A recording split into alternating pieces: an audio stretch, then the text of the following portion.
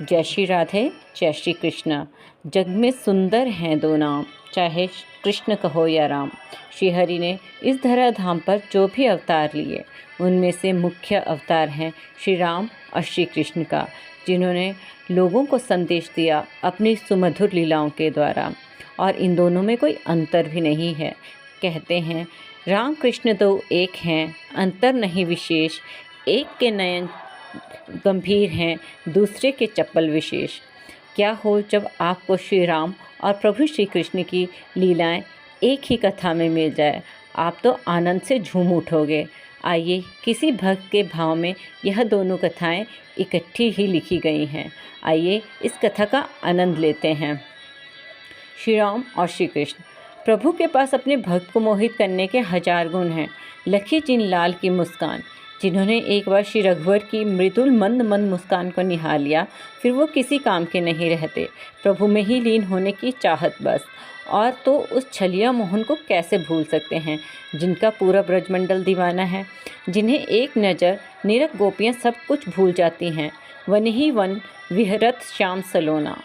एक बार गोलोक धाम में यशोदा मैया के मन में साकेत विचरण करने और कौशल्या दीदी से मिलने की अभिलाषा जागृत हुई। वह अपने नन्हे कन्हैया को लेकर चल पड़ी। उसी समय माँ कौशल्या के हृदय में भी यशोदा और उनके लाला से मिलने की तीव्र अभिलाषा जागृत हुई। वह भी चल पड़ी। अपने रामलला को देखकर दोनों की मार्ग में ही भेंट हो गई। दोनों एक दूसरे को देखकर अति प्रसन्न हुई। आपस में सत्संग रूपी वार्तालाप में मग्न हो गए।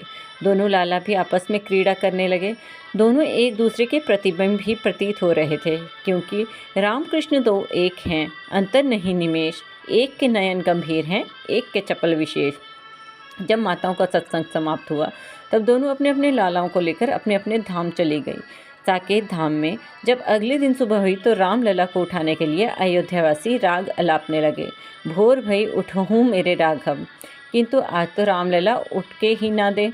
तो माता कौशल्या बोली, आज मेरा राघव अधिक थका हुआ है, सोने देती हूँ। तनिक पश्चात समय राम जी के सखा आए हैं।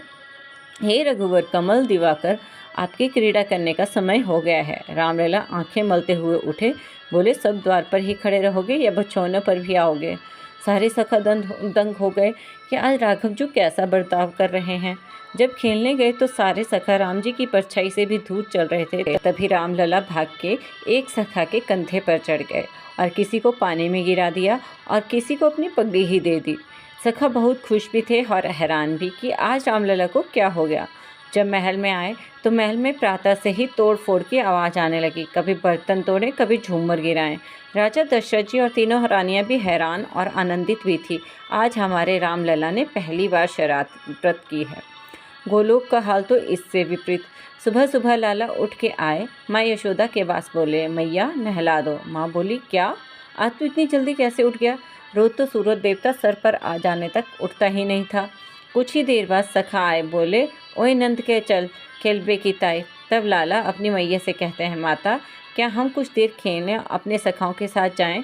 सुनते ही माता के तो होश उड़ गए। जितने भी ग्वाल थे हतप्रभ औचक। बाबा रे, तू कब से इतना आज्ञाकारी हो गया? जब खेलने जा रहे थे तब सखा लाला को छेड़ने लगे। कोई इनकी पीठ पे चढ़ जाता तो कोई उन्हें अनकी दे के गिरा देता। लाला बार बार कहते, हमें परेशान मत करिए। ग्वाले हैरान व परेशान।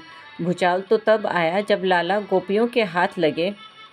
गोपियों ने जैसे ही लाला को देखा, उनकी गाल खींचने लगी, प्यार करने लगी। और लाला तनिक रोष से बोले, देखो हम किसी स्त्री का स्पर्श नहीं करते, कृपया आप दूर ही रहिए हमसे।